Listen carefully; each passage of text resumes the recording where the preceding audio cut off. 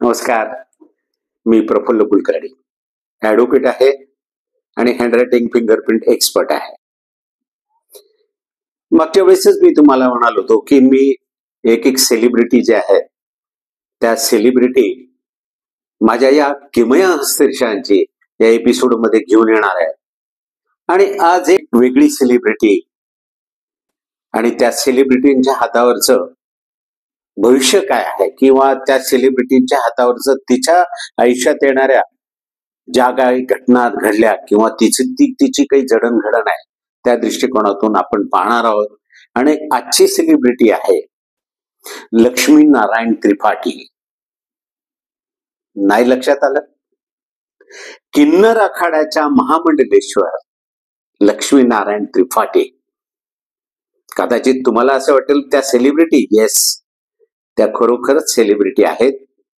नुसत्याच celebrity नाही, अतिशय उच्च पदवी त्यांनी घेतलेली आहे.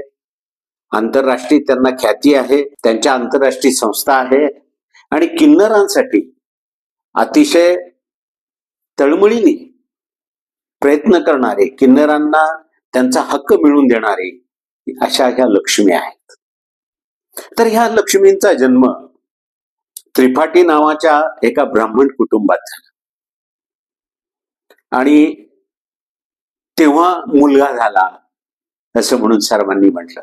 म्हणजे त्यांचा जेंडर मुलगा होता.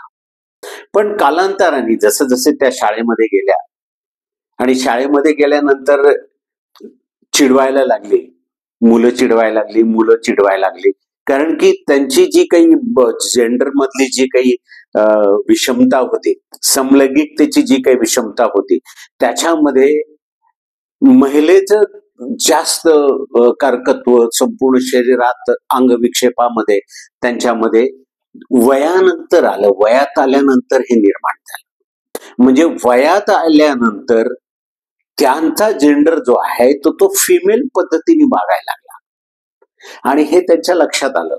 मग फिमेल पद्धतीने वागायला लागल्यानंतर हे लक्षात आल्यानंतर मग त्यांनी काय केलं की त्यांनी भरतनाट्यमचे शिक्षण चालू केलं आणि भरतनाट्यमचे शिक्षण चालू केल्यानंतर त्याच्यामध्ये भयंकर निपुण झाल्या. इतक्या निपुण झाल्या की नंतर चित्रपट दिग्दर्शक म्हणून ते चित्रपटामध्ये डान्स डायरेक्टर म्हणून सुद्धा त्यांनी काही चित्रपटांमध्ये काम केलं.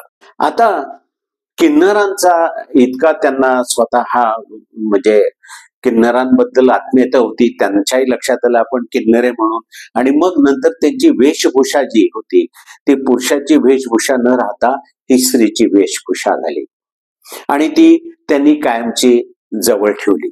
आता हे सर्व करताना सर्वात महत्वाचं लक्ष्मी नेहमी म्हणतात, महामंडलेश्वर लक्ष्मी नेहमी म्हणतात की मला माझ्या कुटुंबियांची साथ मिळाली आणि कुटुंबियांची साथ मिळाल्यामुळेच मी किन्नर असूनही जगासमोर अतिशय मोकळेपणाने वागू शकले, माझी अचिव्हमेंट मी करू शकले.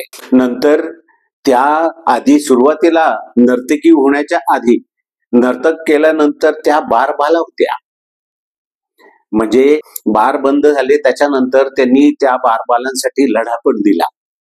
परंतु मुंबईतनं बार जे आहे ते बारबालांचे रात्रीचे नृत्य हे सरकारने तेव्हा काळामध्ये बंद करून टाकले आणि तेव्हा त्यांच्या लक्षात आलं की आपल्याला लढा दिला पाहिजे. त्यांच्यातला इन्स्टिंक्ट त्यांच्या लक्षात आलं की आपण लढा दिला पाहिजे. मग याच्यानंतरचा त्यांचा प्रवास जो आहे तो खूप मोठा आहे.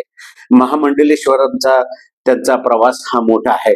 त्या नेहमी म्हणतात की आध्यात्मिक बैठक जी आहे ती फक्त स्त्री आणि पुरुषांचीच नसून त्याच्यामध्ये किन्नरांचा सुद्धा वाटा आहे. आणि त्या म्हणतात की आपण जेव्हा पाहतो किंवा आपण जेव्हा आपले धार्मिक ग्रंथ पाहतो तेव्हा आपल्याला ह्या किन्नरांचा उल्लेख आपल्याला पाहायला मिळतो. स्वर्गात इंद्राचा दरबार असो त्यावेळेस सुद्धा किन्नरांचा उल्लेख आहे. मग त्या म्हणतात की अर्जुन बृहन्नळा होत्या आणि बृहन्नळा असताना सुद्धा तो सुद्धा एक त्या काळामध्ये महाभारताच्या काळामध्ये सुद्धा किन्नर हा किन्नर अस्तित्वात आला. आता हा किन्नर जो आहे तर हा जेंडर आहे, हा जेंडर मधला फरक आहे. म्हणजे स्त्री आणि पुरुष आणि असा किन्नर असे हे 3 प्रकारचे जेंडर आहेत आणि ह्या 3 प्रकारच्या जेंडरची उत्पत्ती ही नैसर्गिक आहे, परमेश्वराने दिलेली आहे. त्याच्यामध्ये आपण ठरवून काही कुठला जेंडर, जसं आपण म्हणतो की स्त्री किंवा मुलगा आजकाल जेंडर पाहतात, त्याच्या पद्धतीने ते आपल्याला काही आपल्या हातात ही गोष्ट बिलकुल नाही. त्यांनी 1994 ला मोठा लढा दिला आणि समलैंगिकतेच्या विषयावर सुप्रीम कोर्टातनं समलैंगिकताला मान्यता त्यांनी मिळवून आणली. आणि हे सर्व करताना आपल्याला त्या आता प्रयागराजच्या ह्या मोठ्या महाकुंभमध्ये प्रकाशात आल्या. कारण की ममता कुलकर्णींना त्यांनी महामंडलेश्वर ही पदवी दिली. तो बाकी ममता कुलकर्णी नंतर महामंडलेश्वर नाही राहिला, तो इतिहासाचा भाग झाला आता. पण आता सर्वात महत्वाचं असं की त्यांनी आध्यात्मिक क्षेत्रामध्ये जेवढा स्त्री आणि पुरुषाचा वाटा आहे आणि तेवढाच किन्नरांचा मिळावा ह्यासाठीचा त्यांचा हा लढा मोठा होता आणि आहे. त्यांची पुस्तकं आहेत, त्यांच्या OTT-वर सिरियल आहे आणि त्या सिरियल भयंकर गाजल्या. किन्नरांवरच सिरियल आहेत. आणि आता हे सर्व होताना त्यांनी एक किन्नरांशी लग्न पण केलं आणि दोन मुलं त्यांनी अडॉप्ट केली. आता इथपर्यंत हा जो भाग आहे, हा भाग त्या लक्ष्मी नारायण त्रिपाठी यांचं एक महत्व सांगण्याच्या दृष्टिकोनातून मी तुम्हाला सांगितला. पण सर्वात महत्वाचा भाग जो आहे तो माझ्यासाठी आणि तुमच्यासाठी महत्वाचा आहे, जो हस्तसामुद्रिक शास्त्राच्या दृष्टिकोनातून महत्वाचा आहे, की व्यक्ती जी आहे की तिच्यामध्ये नपुसंकता कशी काय येते आणि काय येते, असा कुठला ग्रह आहे हातावरचा, की अशा कुठल्या रेषा आहेत की ज्याच्यामुळे ती व्यक्ती आहे ती किन्नर होते. आता मेल होते फिमेल होते त्या विषयात आपल्याला काही जायचं नाही. त्यांचे जे काही सेक्शुअल रिलेशनशिप असतात नसतात याच्याशी आपल्याला काही जायचं नाही. म्हणजे आज आपण काय पाहणार आहोत की आपण कोणाचाही हात पाहिला तर नुसतं मी तुम्हाला सांगतो की ज्याच्यामध्ये प्रोडक्टिव्हिटी नसते, की ज्यांना मूल होऊ शकत नाही, अशा लोकांचा हा जो हात आहे, हा जो शुक्र आहे, ह्या शुक्राला जर हा शुक्र लेचापेचा असेल, फोसा असेल, शक्तिहीन असेल, अशा वेळेस ती व्यक्ती आणि त्या व्यक्तीमध्ये पुरुषत्व किंवा स्त्रीत्व नसतं, किंवा स्त्री बीज आणि पुरुष बीजांची बिलकुल कमतरता असते आणि त्यांच्यामध्ये प्रोडक्टिव्हिटी ही राहत नाही किंवा ते अपत्याला जन्म देऊ शकत नाहीत.